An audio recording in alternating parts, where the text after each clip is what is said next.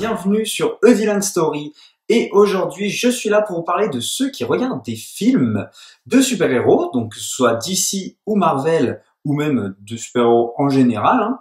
Alors ma question c'était, est-ce que ces personnes-là lisent des comics ou non en majorité? Moi ma réponse est non, et je vais vous l'expliquer pourquoi dans cette vidéo. Mais avant ça, n'hésitez pas à partager, à liker et à vous abonner, c'est très important pour le développement de ma chaîne. Et donc si t'aimes mon contenu, n'hésite pas à aller appuyer sur la petite cloche et sur t'abonner, je t'en remercie. Alors je me suis posé la question au moment où Suicide Squad était sorti avec le Joker de Jared Leto, où là, tout le monde a crié au scandale. Alors le Joker, évidemment, c'est peut-être le méchant le plus connu de tous, que ce soit des univers de comics, peut-être même de l'univers Batman, c'est le méchant le plus connu, de l'univers DC, c'est le méchant le plus connu. Voilà, c'est le méchant que même ceux qui ne lisent pas de comics ou qui ne regardent pas de films de super-héros connaissent le Joker. Voilà, le Joker, tu le connais, c'est le plus connu. Et finalement, du coup, c'est celui où tout le monde s'est plaint de son apparence, de la prestation de Jared Leto. Donc tout le monde s'est plaint. Donc qui sont ces gens qui se plaignent, puisque du coup ils se sont plaints de son apparence, etc. Mais sur quoi ils se sont basés? Parce que c'est là où j'ai tiqué et je me suis dit mais attendez, vous basez sur quoi les gars? Parce que du coup, enfin moi, excusez-moi, mais je lis beaucoup de comics, je vois beaucoup d'interprétations du Joker. Et pour moi, c'est peut-être le Joker qui se rapproche le plus de ce qu'on voit dans les comics. Donc c'est là où j'ai un petit peu tiqué, notamment d'ailleurs quand j'ai fait la vidéo réhabiliter le Joker de Jared Leto, j'ai parlé du comics de Brian Azzarello. Alors attention, dans l'apparence, il n'est pas comme évidemment dans le comics, mais par contre, dans le comportement, oui, il n'a jamais été aussi gangsta que dans le comics de Brian Azzarello. Et c'est là où je me pose la question. Donc un comics qui est adoré, est-ce que les gens lisent des comics et sur quoi ils se basent quand ils critiquent le Joker de Jared Leto en disant oh là là ils ont rien compris au personnage, etc. Ils se basent sur le Joker de Joaquin Phoenix, sur le Joker de Christopher Nolan avec Heath Ledger, ou ils se basent même sur le Joker de Michael Keaton, de Jack Nicholson pardon, mais du Batman de Michael Keaton de l'époque. Sur quoi il se base? C'est ça que je me demande. Et je comprends tout de suite, tout le monde pointe du doigt, mais il y a des choses dans d'autres films justement où on peut très facilement y pointer du doigt, mais j'ai l'impression que c'est passé inaperçu bizarrement. Et c'est là que je me suis dit, finalement les gens en majorité ne lisent pas les comics. Alors je vais vous expliquer un petit peu plus en entrant dans les détails. Alors déjà je vais vous prendre le film The Dark Knight de Christopher Nolan.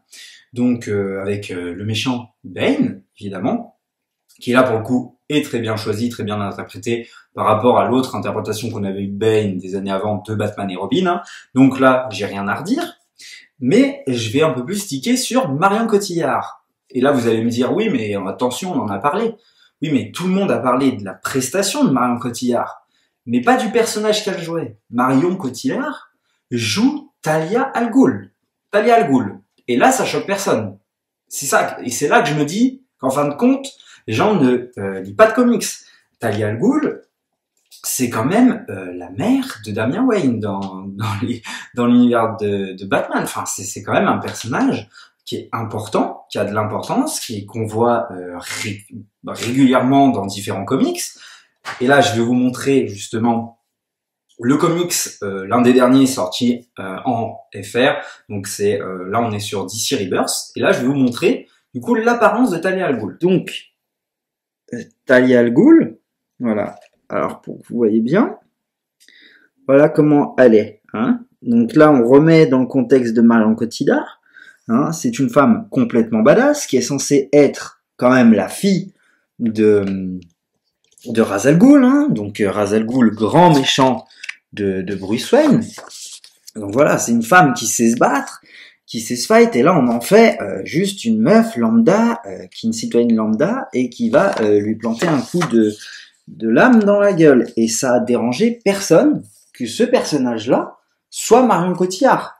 Alors qu'au final, excusez-moi, mais c'est beaucoup plus scandaleux que le Joker de la Suicide Squad. Déjà, juste ce personnage-là, c'est vraiment scandaleux que ce soit et que ce soit Talia al Ghul, quoi. J'aurais préféré qu'ils disent que c'est un personnage lambda que ce soit Talia al Ghul, putain. Et là, ça choque personne. Et du coup, je vous le dis, là, la prestation, enfin pas la prestation, mais l'interprétation du personnage de Talia al Ghul est beaucoup plus scandaleuse qu'est le Joker de Suicide Squad. Mais ça n'a interpellé personne, puisque je pense que très peu de monde finalement connaissait Talia al Ghul et tout le monde s'en foutait. Et c'est là où est le problème, parce que finalement, là, c'est vraiment scandaleux. Alors évidemment, hein, Talia al Ghul a différentes apparences. Dans l'ensemble, elle ressemble à ça dans les comics. Et encore une fois, j'aime les propositions différentes, mais là, justement, là, pour le coup, c'est scandaleux, pour le coup. Voilà, là, c'est raté. Là, c'est un personnage qui est raté. Alors maintenant, je vais partir sur autre chose. On va partir sur du Marvel. Je vais vous prendre Thor Ragnarok. Vous allez me dire, ok, tout le monde a dans l'ensemble aimé, c'est un film très marrant, etc. Mais moi, le problème de ce film n'est pas son côté drôle, comme certains peuvent le critiquer. Non, moi, c'est de quel univers il est tiré, de quel comics il est tiré. Et il faut savoir que ce Thor Ragnarok est tiré du comics Planète Hulk. Et là, c'est là que je me dis aussi que personne n'a lu ce comics, ou en tout cas très peu de fans, encore une fois, pas la majorité, puisque c'est complètement, mais un scandale et une foutage de gueule par rapport à ce qu'est Planète Hulk à la base. Donc je vais vous montrer le comics de Planète Hulk, qui est juste là, où on a en fait un Hulk qui est envoyé par nos super-héros préférés sur une planète, parce que il le trouve tant dangereux et incontrôlable, et il va se retrouver à cette planète, à devoir se battre dans une arène et tout. Il est complètement badass, et il est complètement à l'opposé de ce qu'est Thor Ragnarok, et ses compagnons qui va l'entourer dans cette arène. Finalement, c'est un espèce de gladiator, en quelque sorte, hein, Planète Hulk, au début en tout cas, pour sa première partie, et du coup, enfin, c'est à l'opposé, mais de ce qui est Thor Ragnarok, quoi. Et je trouve ça scandaleux que c'est adapté de ça, quoi. C'est vraiment scandaleux. On a vraiment... En plus, le pire, c'est qu'ils reprennent certains personnages que croise Hulk dans Planète Hulk, et ils les reprennent dans Thor Ragnarok, et c'est ridicule, quoi. C'est vraiment ridicule. Et encore une fois, je me dis que personne n'a vu. C'est pareil. Tout le monde se plaint de Batman et Robin, et tout le monde se plaint de Batman. C'est comme le Joker. Batman, c'est un personnage extrêmement connu, donc tout le monde va dire, oh là là, son interprétation, c'est quand même... Bon là, c'était vraiment... Attention, je défends pas le Batman et Robin, hein. Je déteste l'interprétation de George Clooney, y a pas de souci. Et maintenant, je vais vous parler de Aquaman, de James Wan, qui est pour moi un très bon film, y a pas de souci. J'adore ce film. D'ailleurs, c'est peut-être l'un des meilleurs du DCU. J'adore l'interprétation de Jason Momoa. Et là, par contre, où je vais étiquer, c'est que Jason Momoa dans ce film, bah, finalement, ils ont essayé d'en faire un espèce de Thor, donc la même coupe, badass, voilà, il a quelques punchlines, quelques trucs marrants, etc. Sauf que là, étrangement, je me suis dit, mais c'est très très bizarre que personne ait tiqué là-dessus. Alors aux États-Unis, peut-être que oui, puisque eux ils lisent beaucoup plus de comics que nous. Mais quand même, Jason Momoa ne ressemble en rien en Arthur Curry. Et là, ça a dérangé aussi absolument personne. C'est l'extrême. Limite, Patrick Wilson ressemble plus à Arthur Curry que Jason Momoa. C'est à se dire, putain, mais attends, c'est lequel Aquaman en vrai? Enfin voilà. Donc voilà. Voilà c'est qui Aquaman, voilà comment il est représenté dans les comics. Encore une fois, moi il n'y a pas de souci, hein, je suis ouvert à toute proposition. D'ailleurs, j'adore Jason Momoa. Et là, la question que je me pose quand même, c'est est-ce que tout le monde, enfin personne n'a rien dit parce que tout le monde a aimé la prestation de l'acteur et de la proposition, ou est-ce que tout le monde s'en fout en vrai? Parce que voilà, donc Mera, regardez, Mera, c'est bien la prestation d'Amber Heard, c'est bien ça. Mais Aquaman, en rien, il ne ressemble en rien à Jason Momoa. Et ça n'a fait tiquer personne. Encore une fois, est-ce que c'est la prestation de l'acteur? Moi, je ne crois pas. C'est juste que tout le monde s'en fout et ne sait pas c'est qui Aquaman de base. Ils ne savent pas comment il est physiquement. Et d'ailleurs, ça se trouve, ils n'en ont même rien à foutre.